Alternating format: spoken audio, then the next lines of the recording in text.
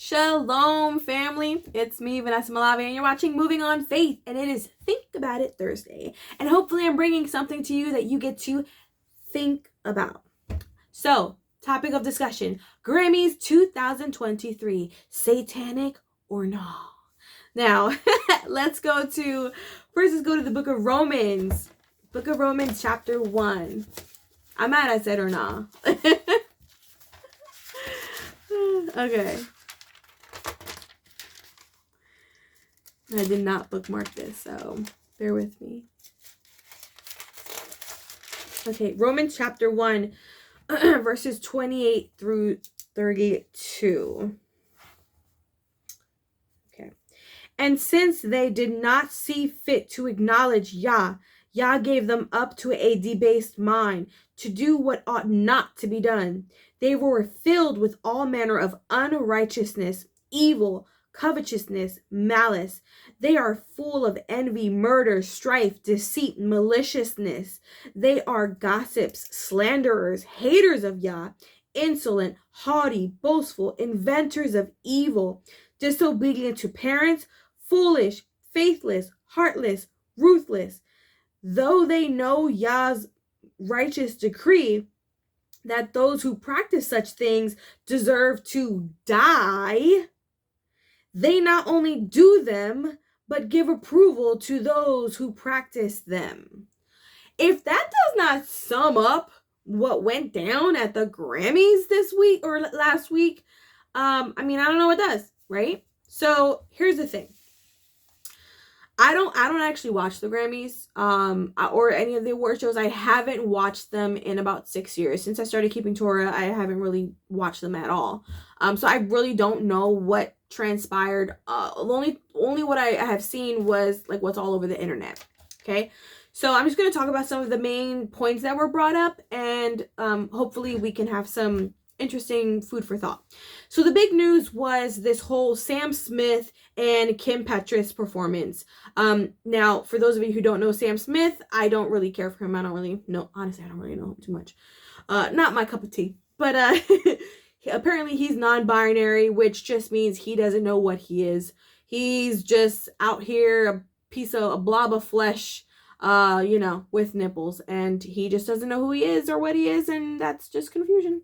So anyway, that's him. And then we have Kim Petras, who apparently is a trans woman, okay, which means she was a man who's now a woman, but still a man, because she ain't a woman. Okay, so they performed this song, his hit song called Unholy, where he dresses and acts like Satan, and the whole set appears to be a satanic ritual, from what they say. Now, there were all types of lewd acts and debauchery happening, not only during the performance, but all throughout the show, and specifically with that performance. They were like worship. He was dressed as Satan, and the dancers or whatever, which were not women, but apparently they were men dressed like women, were committing really lewd acts around him and then worshiping him, and then apparently they ate him. I don't know. She was in the cage and they were dancing around her, or whatever the case may be. Super, super evil. Just absolutely crazy. Now, here's the thing.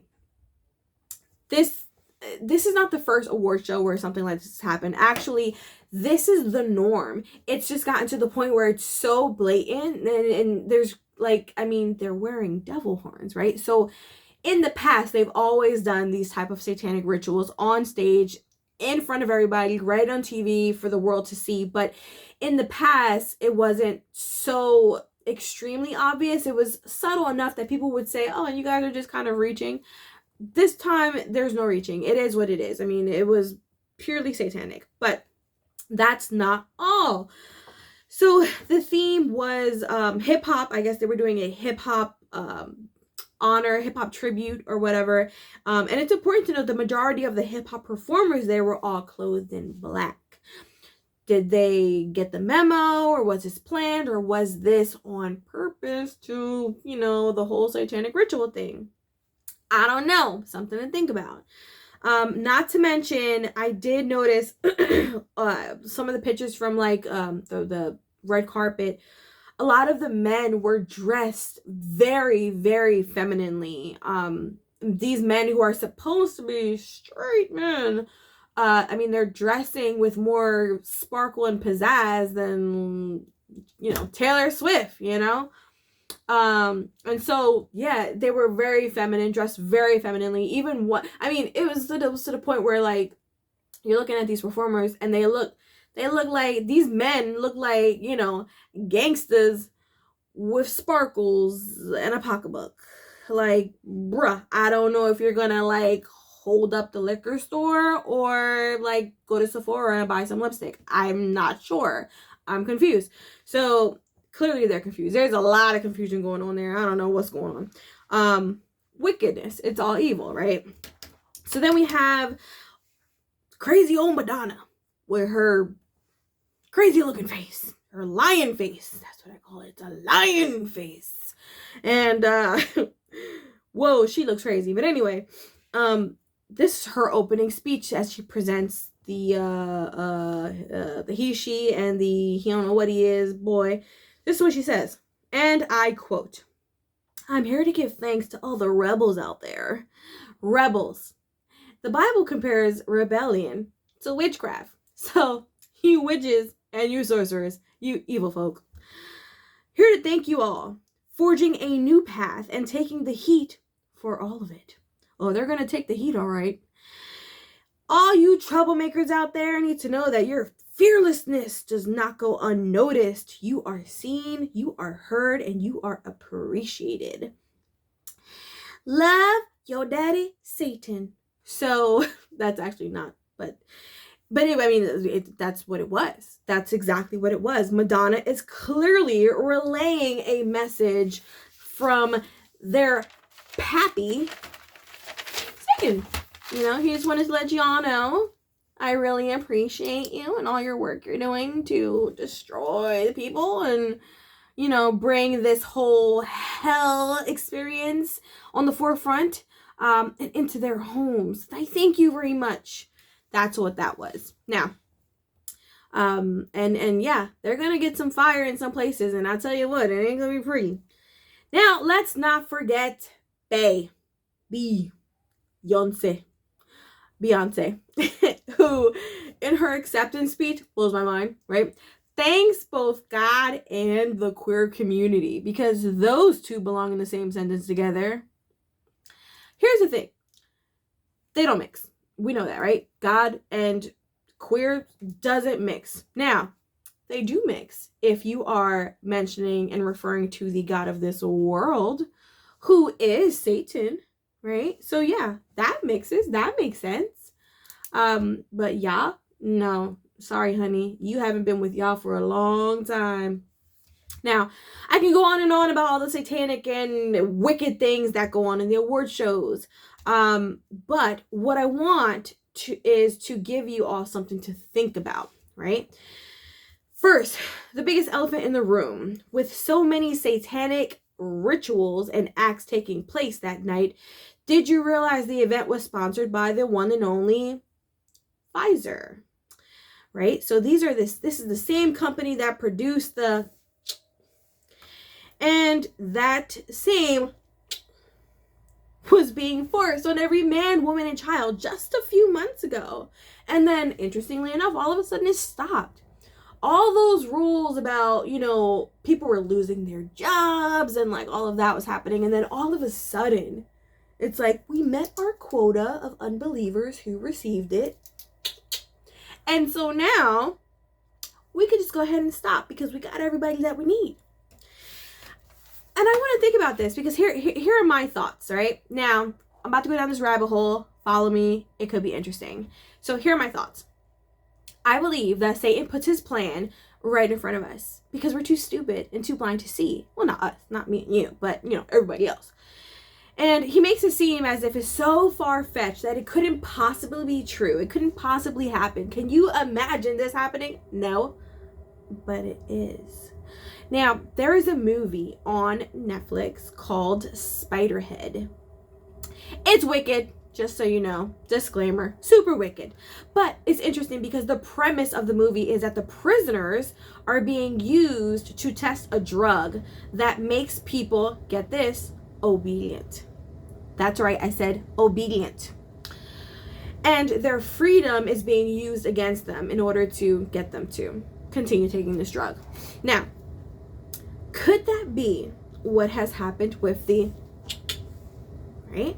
Let's be honest. The ones who got it are clearly asleep. Despite the fact that they probably think they're awake, they're not. They are the trusting sheep who ate the food the wolf prepared for them, just so he could fatten them up for the slaughter.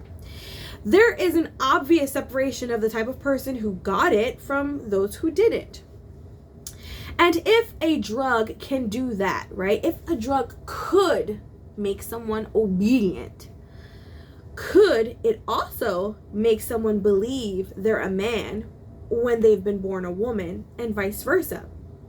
Committing themselves to abominable acts by living in direct opposition to Yah, the Creator, and the function in which He created them for. See, the Bible tells us that there is a war coming. There is a war coming, sisters, and that war is between Satan and Hamashiach. And guess what? Satan needs soldiers. He needs soldiers for his war, even though he knows he's already lost the fight, for it has been written, right? He wants to take as many souls away from everlasting life with Hamashiach as possible by joining them to him through the indulgence of their sins. But how can he do that? Here are some thoughts. Science or witchcraft, right? Sorcery, with the altering the receiver's mental states, right, which is leading them to abominable lifestyles.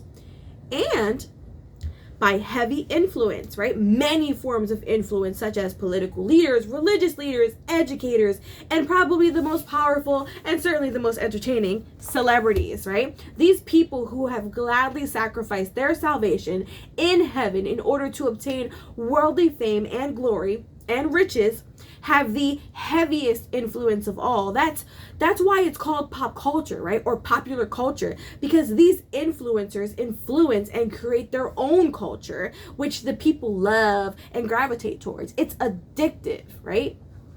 Why? Because it's so worldly. It's so addictive. And these celebrities are backed by